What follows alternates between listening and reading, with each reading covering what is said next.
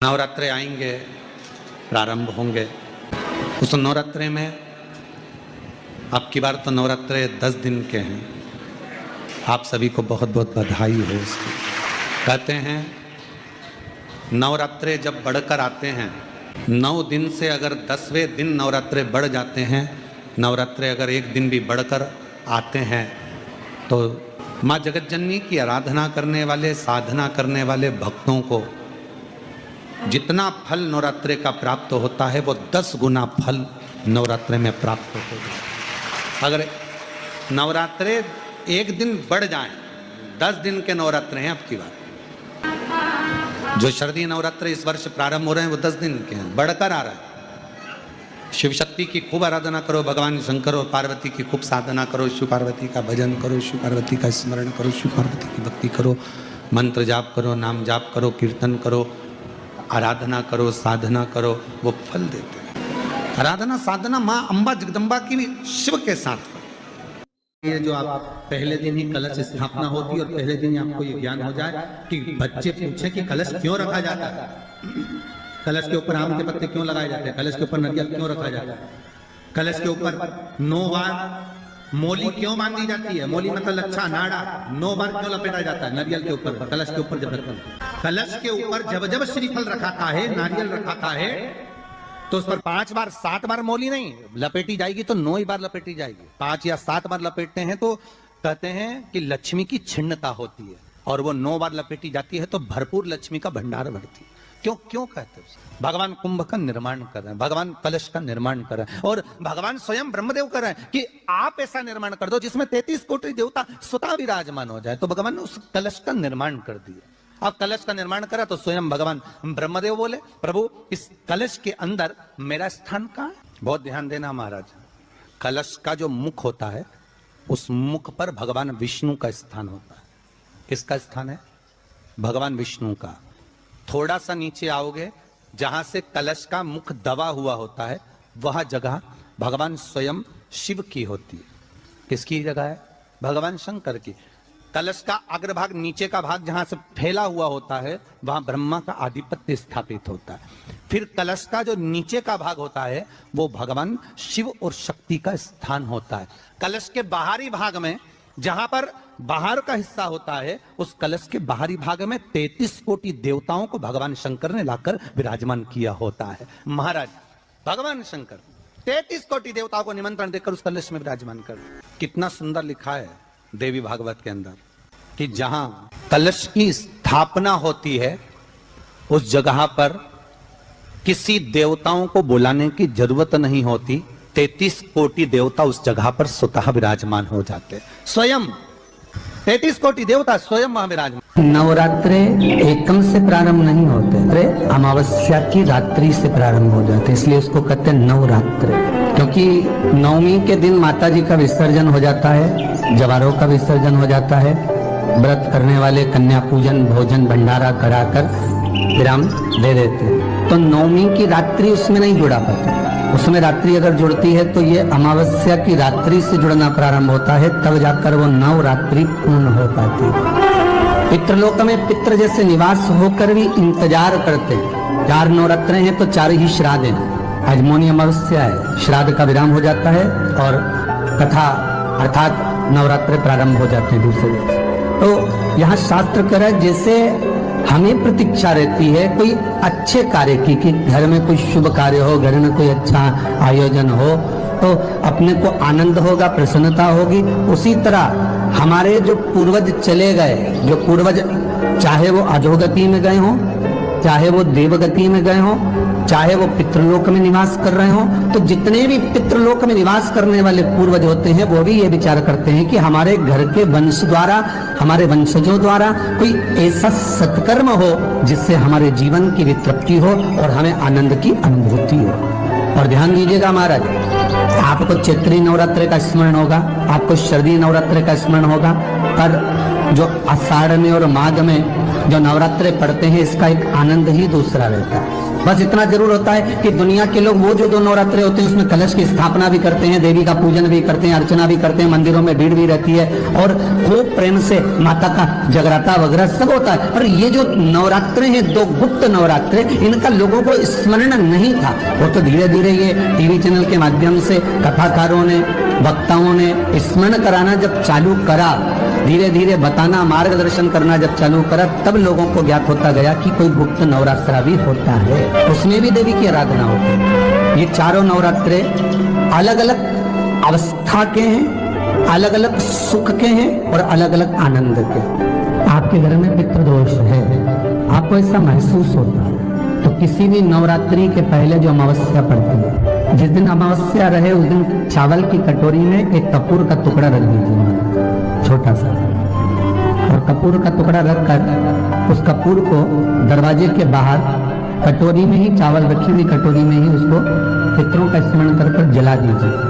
और जलाने के बाद उस चावल को कहीं भी किसी भी वृक्ष की छांव में पक्षियों के लिए डाल दीजिए। शिव महापुराण की कथा कहती है, अगर मान लो पितृ आपको कष्ट दे रहे हैं, पितृ आपको तकलीफ दे रहे हैं, कोई काम नहीं होने दे रहे हैं, या कहीं आपको ऐसा लगता है कि पितरों का दोष है, तो वो पितृ दोष देवी, अब ये जो आप करेंगे ये कब कर रहे हैं? अमावस्या के दिन आप उसको रख रहे हैं, अमावस्या के दिन उसको रखकर रात भर आपने रखा कपूर के साथ में, सुबह एकम पड़ गई, नवरात्रि लग गई, उसी दिन उसको जलाकर आपने पटक दिया। अर्थात उससे देवी और पितृ इन दोनों का आशीर्वाद जो प्राप्त होता है, तो घर में से पितृदोष समाप्त होकर लक्ष्मी की वृद्धि प्रारंभ हो जाती है, कार्य में सिद्धता आ जाती है। और नवरात्रि में भी देवी की आराधना का एक स्मरण का सुख है महाराज।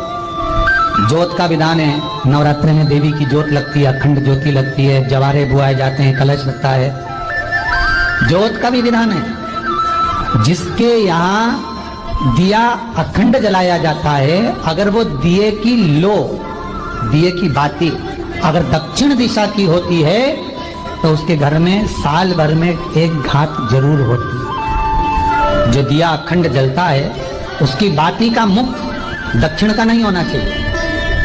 अगर आपने देवी भागवत का स्मरण करा हो, देवी भागवत को अगर सुना हो, तो देवी भागवत में स्पष्ट किया गया कि पूर्व की ओर मुख करा हुआ दिया, अर्थात पूर्व की ओर ज्योत जो जलाई जाती है वो संपदा की वृद्धि करती है। पश्चिम की ओर मुख कर जो ज्योत लगाई जाती है महाराज, वो वैभव को देती है।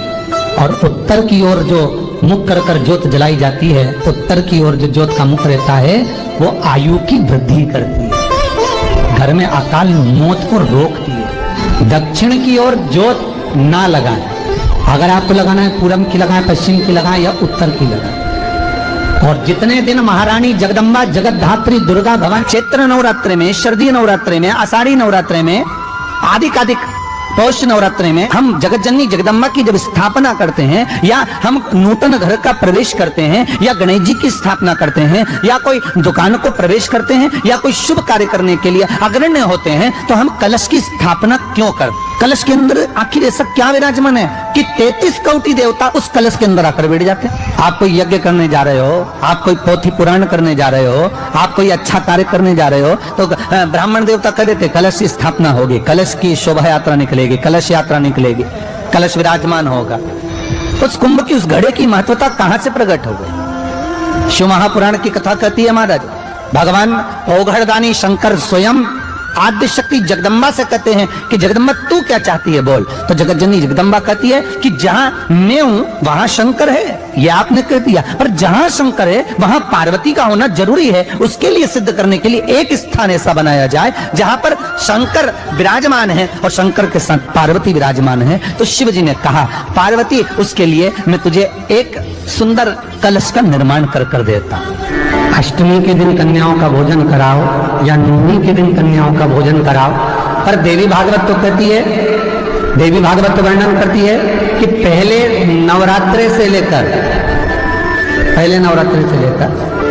नौमी तिथि तक जितने दिन देवी के होते हैं, प्रत्येक दिन में आप किसी भी दिन कन्याओं का भोजन करा सकते हो, पहली रात्रि से लेकर, पहला दिन से लेकर, पर 9वें दिन तो सवेरे पूजन करके, यज्ञ करके, अनुष्ठान करके देवी को विसर्जन कर दिया। फिर नवरात्रि पूर्ण कैसे हुई? नवरात्रि की पूर्णता होती है अमावस्या की रात से गिनी जाती है। कौन से दिन से गिनते हैं? अमावस्या की रात्रि, फिर एकम की रात्रि, फिर दूज की रात्रि, ऐसे गिनते गिनते अष्टमी की रात्रि तक और नवमी के दिन सुबह तक या दोपहर तक या शाम तक, जब तक आप यज्ञ ना करें तब तक ये 9 रात्रियां पूर्ण गिनी जाती है महाराज देवी भागवत के हिसाब से पूर्णता। अब हमने कन्या भोजन का जो क्रम बनाया, अष्टमी के दिन करा देंगे, नवमी के दिन करा देंगे, इस तिथि को करा देंगे, पर भाव देखिए, शास्त्र कहता है भूखे को भोजन जब कराइए जब उसको भूख लगी हो, और ऐसों को कराइए जिसको जरूरत पड़ रही है। आज ही के दिन, यही चैत्रीय प्रतिपदा के दिन, यही इसको कहते हैं नया संवत्सर, नया वर्ष। हिंदू धर्म में क्यों कहा जाता है? आज ही के दिन ब्रह्मा जी ने, महाराज संपूर्ण ब्रह्मांड की रचना करने वाले, जिनको भगवान शिव ने स्वयं ब्रह्मदेव से कहा है कि ब्रह्मा जी तुम सृष्टि खंड को आगे बढ़ाइए, सृष्टि की रचना करिए, और आज ही के दिन, यही चैत्रीय प्रतिपदा के दिन, यही इसको कहते हैं नया संवत्सर, नया वर्ष। हिंदू धर्म में क्यों कहा जाता है? आज ही के दिन ब्रह्मा जी ने, महाराज सृष्टि की रचना करना प्रारंभ करा था। आज ही के दिन भगवान शिव और ब्रह्मा का संवाद हुआ था। सीधे भगवान शंकर ब्रह्मदेव के पास जाकर बोले थे, हे ब्रह्मदेव आप सृष्टि की रचना करिए। अष्टमी के दिन कन्याओं का भोजन कराओ या नवमी के दिन कन्याओं का भोजन कराओ, पर देवी भागवत तो कहती है, देवी भागवत तो वर्णन करती है कि पहले नवरात्रे से लेकर, पहले नवरात्रे से लेकर नौमी तिथि तक जितने दिन देवी के होते हैं, प्रत्येक दिन में आप किसी भी दिन कन्याओं का भोजन करा सकते हो, पहली रात्रि से लेकर, पहला दिन से लेकर।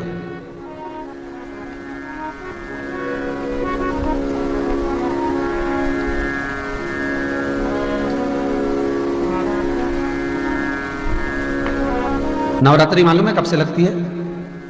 आप लोगों को ज्ञात होगा ना, नवरात्रि कब से लगती है? अमावस्या से कि एकम से? अरे जितने लोग सुन रहे हो जरा बोलो तो भाव से। अमावस्या से लगती है कि एकम से लगती है? तो सब लोग कहेंगे महाराज जी पड़वा से लगती है, एकम से। पर देवी भागवत कहती है अगर एकम से लगी तो नवरात्रि पूर्ण कैसे हुई? एकम का दिन लगी तो एकम के दिन की रात्रि, फिर दूज के दिन की रात्रि, तीज के दिन की रात्रि, चतुर्थ दिन की रात्रि, पंचम दिन की रात्रि, छठे दिन की, सातवें दिन की, आठवें दिन की, 9वें दिन की रात्रि। पर 9वें दिन तो सवेरे पूजन करके, यज्ञ करके, अनुष्ठान करके देवी को विसर्जन कर दिया। फिर नवरात्रि पूर्ण कैसे हुई? नवरात्रि की पूर्णता होती है अमावस्या की रात से गिनी जाती है। कौन से दिन से गिनते हैं? अमावस्या की रात्रि, फिर एकम की रात्रि, फिर दूज की रात्रि, ऐसे गिनते गिनते अष्टमी की रात्रि तक और नवमी के दिन सुबह तक या दोपहर तक या शाम तक, जब तक आप यज्ञ ना करें तब तक ये 9 रात्रियां पूर्ण गिनी जाती है महाराज देवी भागवत के हिसाब से पूर्णता में, पूर्णता में गिनी जाती। अब हमने कन्या भोजन का जो क्रम बनाया, अष्टमी के दिन करा देंगे, नवमी के दिन करा देंगे, इस तिथि को करा देंगे, पर भाव देखिए, शास्त्र कहता है भूखे को भोजन जब कराइए जब उसको भूख लगी हो, और ऐसों को कराइए जिसको जरूरत पड़ रही है।